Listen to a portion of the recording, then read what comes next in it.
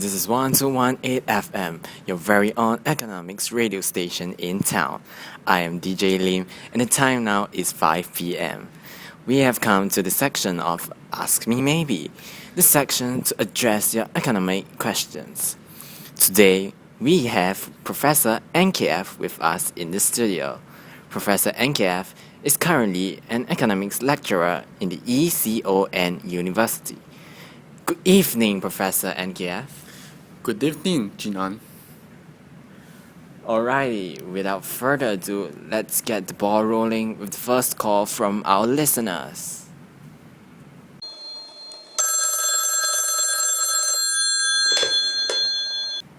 Good evening to JunAn. Good evening to Professor. My name is Jason, and I am an economics student at Bloomsburg College. Well, my question for Professor is, how an increase in GDP affect the material standard of living of a country? Got it. Okay. I'm not sure where to start from. So let's see whether you have gotten your basics, Jason. What exactly is GDP? The gross domestic product is the total money value of final goods and services produced using resources within the territory of the country in a particular year. Good. Then, we have got to ask ourselves, what constitutes the material SOL of a country? Well, material SOL of a country depends on the quantity and quality of goods and services available for consumption. Life expectancy, standard of education, health, hygiene, as well as the average income per head. Which brings us back to your question. How does an increase in GDP affect the material SOL of a country? When GDP of a country increases, consequently, national income would also increase, since there can be now a greater output of goods and services. Thus, with that, the material SOL of a country would increase. Hope I've answered your question, Jason. Yes. Thank you, Professor, for enlightening me. Bye. Well, we have time for one more question. Shall we, Professor?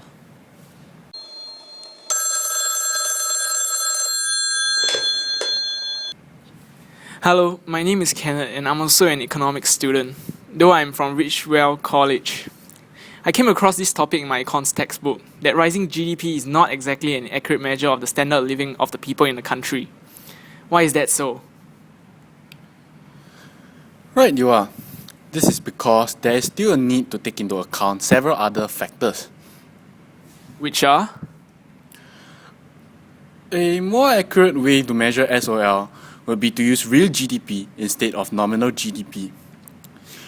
With its statistic correcting for inflation, the real GDP would thus be deemed as a more accurate measurement than nominal GDP, which includes current year prices.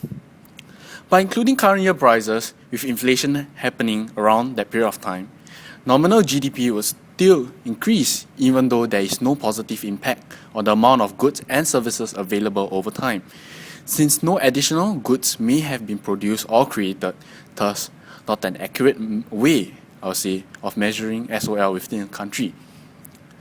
Next, real GDP per capita should be used instead of just real GDP alone. This is because when comparing national income over time, the population size of the country needs to be considered. The larger the population, the more factors of production, especially labor, the country has, and hence, the larger would be the national income of the country, ceteris paribus. Therefore, with real GDP per capita, it shows how much goods and services are accessible to each individual in the economy. Thus, a more accurate, I would say, of measuring a standard of living. However, that being said, even the real GDP per capita can be misleading, since the national pie may not be divided equally among the population of the country, despite the higher real GDP per capita over time. Hence, the greater goods and services available may not be equally accessible to all. Hence, it is important to consider the distribution of income before concluding on the welfare of day residents of a country. As such, the Gini coefficient, an inequality indicator to measure the inequality of income distribution in a country, can be used. Thus, it is only when a country with high real GDP per capita as well as a smaller Gini coefficient that it is able to give us a more reliable conclusion about welfare improvement in general. Thank you, Professor. That was really insightful. Additionally, technology plays an important role in the collection of data. This is in national income per capita figures may sometimes increase significantly due to greater statistical accuracy, which has no relation to greater availability of goods and services that would improve the well-being of residents.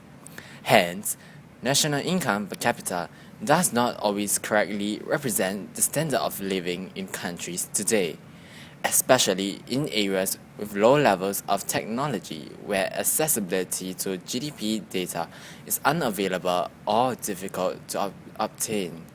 And with that, we have come to the end of the section Ask Me Maybe. Thank you, Professor, for your time. Good night and bye.